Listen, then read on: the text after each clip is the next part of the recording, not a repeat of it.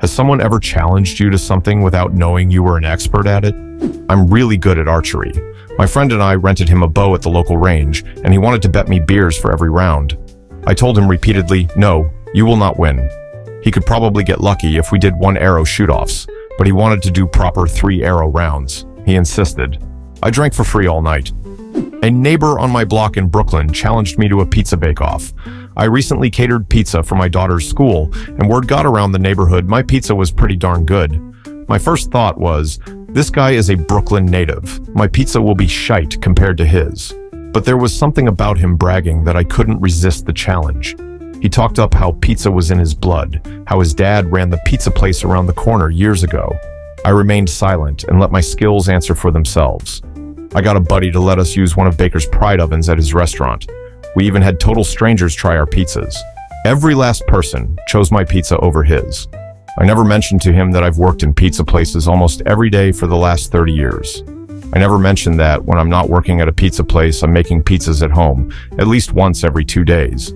I never mentioned that at 9 years old, I knew that I wanted to be a pizza man. Here I am, 45, and getting ready to start my own pizza business. Chess. I'm a chess master. I think when people hear that, they're like, oh, he's really good at chess.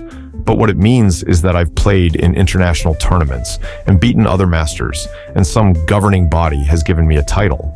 Anyway, I get challenged a lot by friends who think they're pretty good. What they don't realize is that your average pretty good player is getting destroyed by your average tournament player, and your average tournament player is getting destroyed by a master. Wasn't me, but there's a story about an old geotechnical engineer who used to work for the company I work for.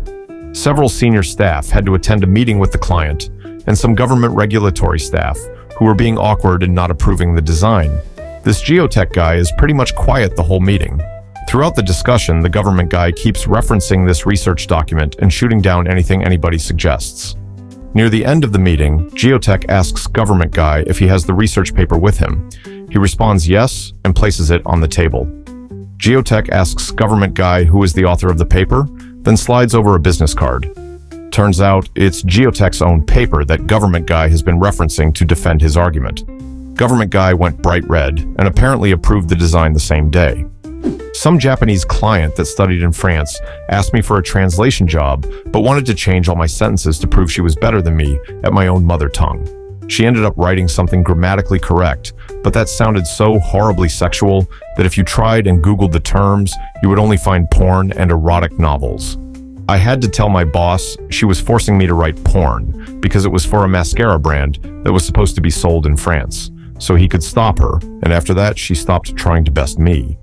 My landlord tried blaming me for damage to the kitchen cabinets, but didn't know that I'm in construction and I'm very familiar with home building codes. They placed the cabinets too close to the stove, and the glue that held the laminate had melted. A local mall had a portable climbing wall with a "make it to the top and win $100" side. The route was actually pretty challenging. As I walked by, the guy asked me if I'd like to try "Nobody has made it to the top. You think you can do it, buddy?" At the time, I was ranked top 12 climber in my age group and kind of laughed to myself. After taking my $100, I then proceeded to call the rest of my climbing team, and one by one they went to the mall and claimed their $100. After the fourth person, the guy got suspicious and took the sign down.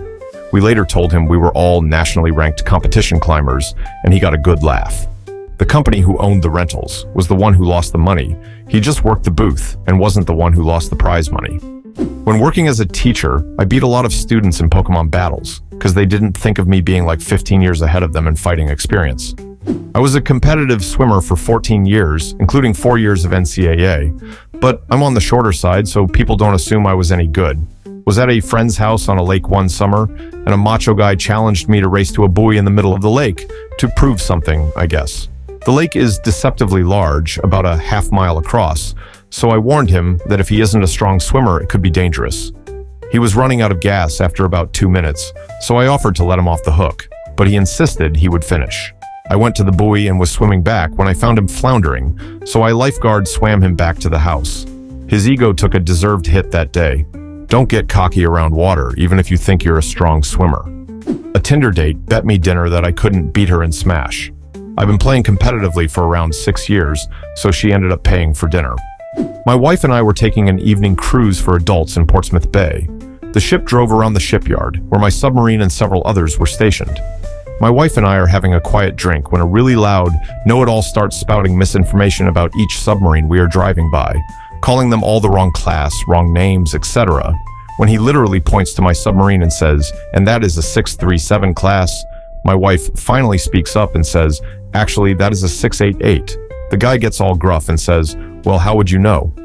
My wife smiles, hugs my arm, and says sweetly, "That's my husband's submarine. It is the Minneapolis St. Paul SNN 708. He turned beet red while his date laughed. Not me, but my brother and best friend. We were in Baltimore for a baseball weekend in 2009 and hanging out at a bar across from Camden Yards. They had a Silver Strike bowling video game. At our local bar back in Boston, we had one as well. I'm decent at the game, but my brother and buddy were fucking amazing at this game. Bowling 300 games and whatnot. So, two dudes are playing this game and drinking. We ask them if we can play when they're done. They ask if we want to play them. We said sure. My brother and buddy destroy these guys. Like, it wasn't even close. These dudes said it was a fluke and they wanted a rematch, but this time for a round of beers. Again, Annihilation City. But they kept wanting to play, to eventually win a game. No lie, after 13 rounds of beers, they finally gave up. They were great guys. We saw them the next day at the same bar, and they walked up to us with beers in hand already and said, "Rematch." To this day, we still hang out with them whenever we go to Baltimore, and to this day, they have never won. I'm not a great swimmer, but there was a time when I would do laps for literally hours. I would go slowly to make sure that I had the energy to do the time I wanted to. This kid challenged me to race. I left him so far behind it was funny. He thought he was about to humiliate me in front of his friends. My nephew challenged me to Super Smash Bros. Ultimate once. Co-worker. I'm pretty good at running. I run every day. I could probably beat you in a marathon. They didn't know I used to be a pro runner. Ran under 14 minutes in the 5K, sub 29 in the 10K, and under 15 hours for 100 miles on trails. Won a national title even. So I agreed to run with them and jumped in the local marathon with no training. I took the prize purse and made myself a few $100 and took everyone out for beers with it. Was an interesting next Monday at work. I'm a teacher, so people try to tell me how to do my job all the time. Parents, kids, politicians, etc. How'd it turn out? Welcome to my world, fuckers. Homeschooling is a bitch, isn't it? Your kids are kind of horrible, aren't they? Lessons aren't that easy to plan, are they? Meanwhile, I'm drinking a beer at 10 a.m. while grading the assignments I posted last week. Went with a big group of college students to a bar. I was challenged by a cute little girl, and by that, I mean she was maybe 95 pounds, 4 feet 11 inches, to a drink contest with a pint of beer. I'm 6 feet 1, 200 pounds, so I just chuckled and agreed to it. It seems like I had just enough time to tilt my head back to start chugging when I hear her empty glass hit the table. Turns out she had the ability to just open her throat and pour the beer down. We dated for about 6 months after that. Everyone thinks they are amazing at Mario Kart. They used to be good as a kid and think they still are. I played 2 to 4 hours every day in undergrad, a couple years ago. I raced in local and school tournaments and won most of the time. I was within seconds on several course records. I have every course memorized and know exactly when to brake on every turn. I don't play much anymore, but anytime somebody sees my Mario Kart painting, I won it at a local tournament, they tell me how amazing they are. I'm happy to absolutely destroy them. It's an otherwise useless skill. My uncle challenged Jack Nicklaus to a golf game in college without a clue. The humiliation burns him to this day.